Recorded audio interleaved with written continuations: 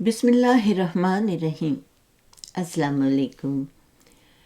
حضور اقدس صلی اللہ علیہ وآلہ وسلم کو اللہ تعالیٰ نے نہ صرف کمال سیرت میں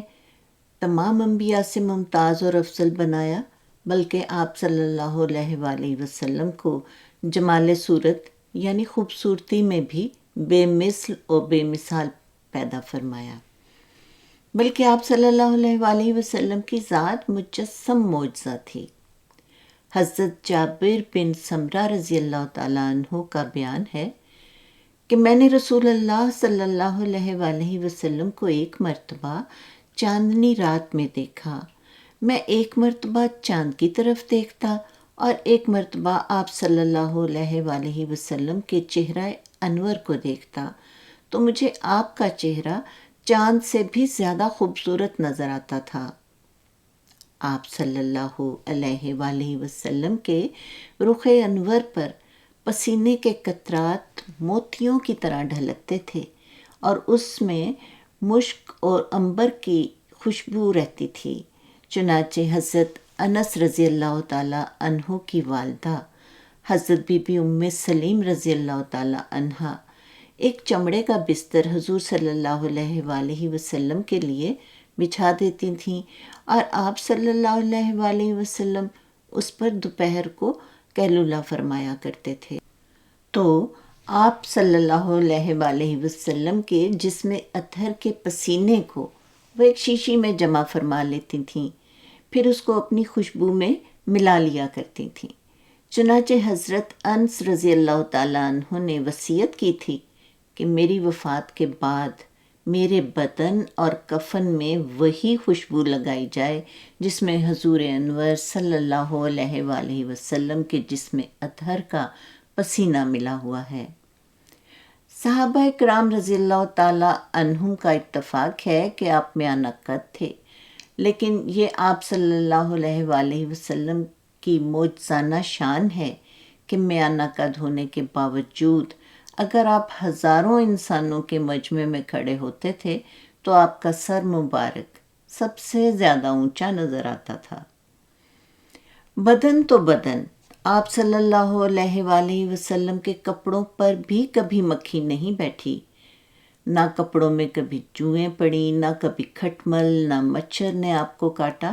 کیونکہ آپ مجسم نور تھے اور ہر قسم کی گندگیوں سے پاک، اور آپ کا جسم اطہر خوشبودار تھا۔ آپ صلی اللہ علیہ وآلہ وسلم کی مقدس آنکھوں کا یہ اعجاز ہے کہ آپ ایک ہی وقت میں آگے پیچھے دائیں بائیں ہر طرف یکساں دیکھا کرتے تھے۔ حدیث پاک ہے، آپ صلی اللہ علیہ وآلہ وسلم نے فرمایا، اے لوگو، تم رکوع و سجود کو درست طریقے سے ادا کرو، کیونکہ خدا کی قسم میں تم لوگوں کو اپنے پیچھے سے بھی دیکھتا رہتا ہوں۔ آپ صلی اللہ علیہ وآلہ وسلم کے کان میں بھی معجزانہ شان تھی، آپ جانوروں کی زبان بھی سمجھتے تھے، اور آپ صلی اللہ علیہ وآلہ وسلم تو زمین پر بیٹھے ہوئے آسمانوں کی چرچراہٹ کو بھی سن لیا کرتے تھے، بلکہ عرش کے نیچے چاند کے سجدے میں گرنے کی آواز کو بھی سنا کرتے تھے۔ جب آپ صلی اللہ علیہ وآلہ وسلم گفتگو فرماتے تو آپ صلی اللہ علیہ وآلہ وسلم کے دونوں اگلے دانتوں کے درمیان سے ایک نور نکلتا تھا، اور جب کبھی اندھیرے میں آپ مسکرا دیتے تو دندان مبارک کی چمک سے روشنی ہو جاتی تھی۔ حضرت ابوبکر صدیق کے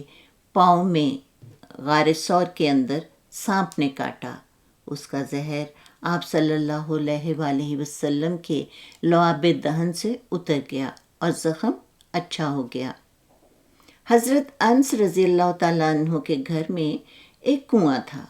آپ نے اس میں اپنا لعاب دہن ڈال دیا تو اس کا پانی اتنا شیریں ہو گیا کہ مدینہ منورہ میں اس سے بڑھ کر کوئی میٹھا کنواں نہ تھا۔ خوش آوازی کے ساتھ ساتھ آپ صلی اللہ علیہ وآلہ وسلم اس قدر بلند آواز بھی تھے کہ خطبوں میں دور اور نزدیک والے سب یکساں اپنی اپنی جگہ پر آپ کا مقدس کلام سن لیا کرتے تھے۔ آپ صلی اللہ علیہ وآلہ وسلم جس شخص سے بھی مصافحہ فرماتے وہ دن بھر اپنے ہاتھوں کو خوشبودار پاتا۔ آقا صلی اللہ علیہ وآلہ وسلم کے جسم اطہر سے ایسی خوشبو نکلتی تھی کہ جس گلی میں سے آپ گزر جاتے تھے وہ گلی معطر ہو جاتی تھی۔ حضرت ابو ہریرہ رضی اللہ تعالی عنہ کا بیان ہے کہ چلنے میں نے حضور صلی اللہ علیہ وآلہ وسلم سے بڑھ کر تیز رفتار کسی کو نہیں دیکھا، گویا زمین آپ کے لیے لپیٹی جاتی تھی۔ ہم لوگ آپ صلی اللہ علیہ وآلہ وسلم کے ساتھ دوڑا کرتے تھے اور تیز چلنے سے مشقت میں پڑ جاتے تھے، مگر آپ صلی اللہ علیہ وآلہ وسلم نہایت ہی وقار اور سکون کے ساتھ چلتے رہتے تھے، مگر پھر بھی ہم سب لوگوں سے آپ آگے ہی رہتے تھے۔ حضور اقدس صلی اللہ علیہ وآلہ وسلم نے حجۃ الوداع میں جب اپنے مقدس بال اتروائے تو وہ صحابہ کرام رضی اللہ تعالی عنہم میں بطور تبرک تقسیم ہوئے، اور صحابہ کرام نے نہایت ہی عقیدت کے ساتھ ان منہ مبارک کو اپنے پاس محفوظ رکھا اور اس کو اپنی جانوں سے زیادہ عزیز رکھتے تھے۔ حضرت بی بی ام سلمہ رضی اللہ تعالی عنہا نے ان مقدس بالوں کو ایک شیشی میں رکھ لیا تھا۔